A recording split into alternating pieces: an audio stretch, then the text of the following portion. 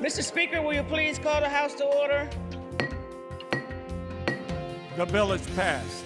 We'd like to get a budget that represents the interests of the people who are standing here with me now. To be part of the struggle to achieve a better society for all. For the human beings who live in New York State, I urge all my colleagues to please vote yes on this bill.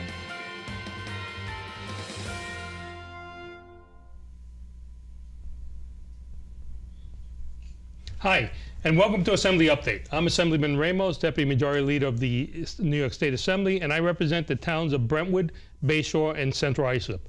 The issue of criminal justice has been front and center, especially in our community, and we've had many issues that have had to be dealt with over the years for as long as I can remember. There was a time when we had Rockefeller laws in New York State that imprisoned many young people for minor offenses, for things such as possession of marijuana, young children going to jail for 8 years over a small bag of marijuana, something that's about to become legal now. The sad part is that restorative justice has not come about. How do we give those lives back to those young people? So it's incumbent upon us to examine our correctional system, our criminal justice system, and see where we've gone wrong in the past. We were able to eliminate the Rockefeller drug laws, and reforming the criminal justice system has been an ongoing process. Today, I have two guests who are in the forefront of fighting on this issue. I have Serena Ligori from New Hour for Women and Children, Long Island, and I have Danielle Donovan, also from that organization. And they've come here. They have over 60 advocates who have come to Albany to advocate for some issues of trying to tweak the criminal justice system as it relates to corrections and the jails, and trying to find ways in which we can improve and make our system work a lot better. So let me start with Danielle. Let me ask you something. What is the purpose of all these advocates? Most of these advocates are from Long Island, right? Yes, we have about 60. About 60 of them? And 500 across the state. So what is the mission? Why are they engaging their elected officials here in Albany? Well, we're actually advocating for two bills. One would be fair and timely parole. Which would be for someone that has been incarcerated for 15 consecutive years at age 55, that they would be eligible to go before the parole board. They wouldn't be automatically eligible for release, but at least they have a shake or a chance at qualifying for parole. And then the second one is to asking the parole board to look at the person that they've become today. A lot of people have been incarcerated and actually in prison for decades. So, and they've worked on their lives. They've gotten educations. They've worked at becoming better people, understanding themselves better. Many of them, they ran afoul of the law when they were very young, and they've worked at becoming a better person. Right? Would you want to add something to that? And so, Serena, let me ask you something. The first bill that she mentioned, and I know, and of course, anytime we try and reform criminal justice, all right, the people who are against this want to just come out with buzzwords and produce some fear in the public. We're not talking about any kind of automatic parole for anybody. What we're talking about is a correctional system that is designed supposedly to correct people's lives, right? And that is the whole motive. The taxpayer has to support people who are incarcerated, as opposed to a person being productive. Now, certainly, if somebody's a danger to the public, that should be considered in a parole hearing. That should absolutely be, and nothing is changing that. All that it is saying is that if you've been incarcerated for 15 years and you are over 55 years old, that you should get a hearing. They should at least evaluate whether the taxpayer should still be supporting this person, or if that person should be out in public, supporting themselves, contributing to society, paying taxes, as opposed to being a public charge. Am I correct in characterizing this? Absolutely. And what we know is the women we work with in the jail. So we provide programming on the front end for women who have under a year sentence. We've worked with 1,000 women in the Suffolk County jails just this year. the rate at which women are becoming incarcerated is drastically rising. And so interestingly, the other rate that's rising is the number of older people in prison, because we're seeing the catch-up of very harsh sentencing from the 70s and 80s and 90s. Now we're seeing those people who are just languishing.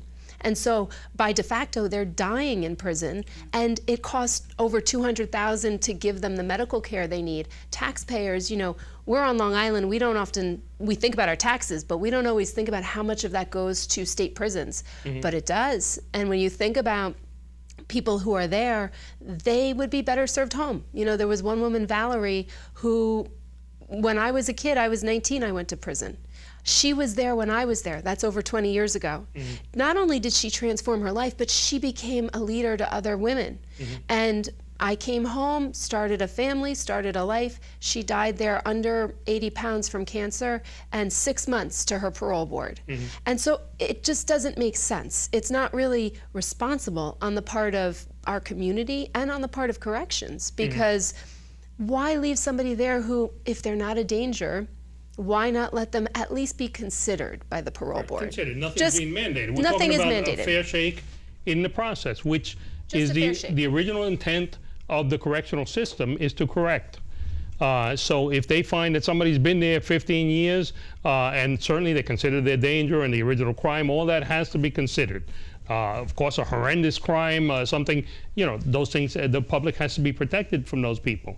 But especially people in my community, a diverse community, they know all too well that not everybody who's been in jail for a long time has been because they did anything horrendous. The disparity in laws and the way the law has been applied to community of color have ended up with a disproportionate amount of people of color in jail without any proof that crimes are committed more by people of color. You know, a prime example is drug use. Drug use and marijuana use was equally used throughout history in the Anglo community, in the Latino community, African American. Yet the ones who ended up in jail, mostly under these Rockefeller laws, were people of color. Yeah. So you should not dispose of a life, especially if that life has changed, for certain crimes that aren't as egregious to the public, that especially when we're talking a young person who made a mistake. A young person. Yeah. You know, I'm a Latina. When I came home from prison, I was 21. And the community, there was no safe space for somebody who had been in prison. You feel ashamed, you feel stigma, and that's why New Hour was created 6 years ago, to give women a chance to come home, have a safe space, and then give back. So the women we brought to, you know, today with us, the 60 Long Islanders, they have loved ones who are serving long times in prison. They've often, the same communities that end up in prison are also the same communities that are victims of crimes. And what we've found is that working with our women, we've empowered them through our Emerge Leadership Program, which is a 12-week program, to come up to Albany, to see that their voice can matter, and that it's important as community members, especially from Long Island, that we come to Albany and make our voice heard. Because there are folks who feel that minorities should not be heard. And unfortunately, we know Long Island is one of the third most segregated counties in the country. And this is not going to change if we don't get those of us who are Latinas and African Americans up here to say our voices matter, and not just around parole or sentencing, but our educational system, because our children are treated very differently for the same offense at third grade in schools. School discipline as well. Yes. Absolutely. Yeah, and you know, we all know what drives this, and I didn't actually, honestly, didn't realize until I became an elected official what really drives a lot of this. You know, and you'll see that certain ideologies and people are hard on crime and throw them in jail and, you know, throw the key away, and that's kind of the philosophy.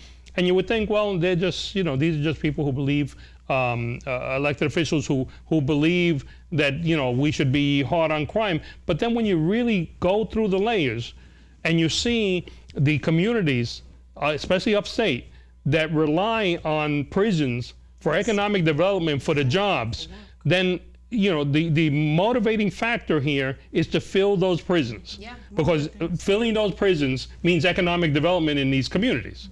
Now, of course, what happens is the powers that be don't want certain communities to end up in those prisons, so they create Rockefeller laws and things that are and stop and frisk that are only targeted in certain communities, and that's how they fill these jail cells over there. And basically, it's economic development based on human incarceration. Right.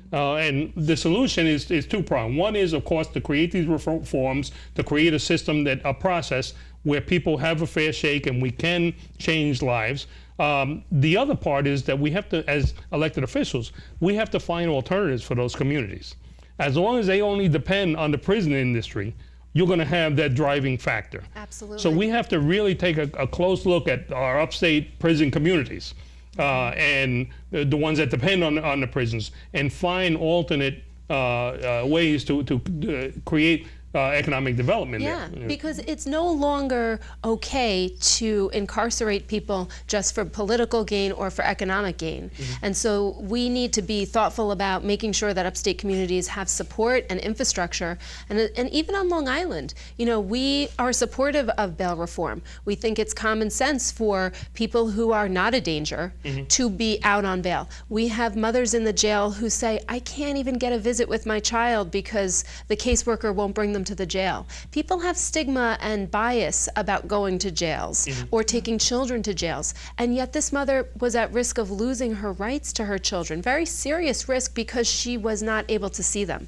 And so if she's out on bail and doing well, she could see them. And that's one of the things we advocate for women that are incarcerated. We want them to feel as though that they have a chance at a decent, normal life. Incarceration has a very dark and deep stigma.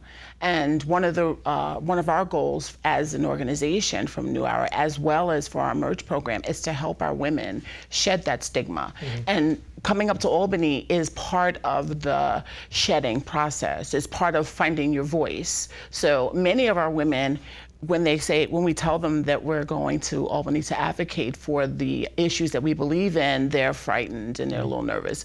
But when they get up here and they see how we bond together and how we all have one collective voice, they begin to become who they really are. And that's what we want them to do, to find themselves again. And from what I've seen, New Hour goes one step further. It actually encourages these women to continue to pay their debt to society by civic engagement, by improving their community. Because what I've noticed is that they get involved in issues much more than just prison issues, child care and other advocacy that helps the community as a whole. And isn't this what we want? Absolutely. We want, as a society, we don't just want a perpetual incarceration of people. We want people to be productive, to be able to help society. They don't help anybody by being in jail. That's right. Now, certainly, this has nothing to do with dangerous crimes, with somebody who's committed an atrocity, somebody who's a danger to the community. This has to do with what's best for society and people who have not committed that serious a crime and are eligible, giving them a fair shake. So I want to thank you both. I really, truly, I'm inspired. I know many of the people who follow your organization are inspired. I've seen them walk in the halls of the Capitol here. They probably never imagined that they would be here advocating and making their mark on the laws of New York State. So again, I want to thank you both for all that you do. And please feel free to engage my office in any way that I can help you. And we're also grateful because our members feel so heard by you and by lawmakers who care. So thank you. Thank you so much.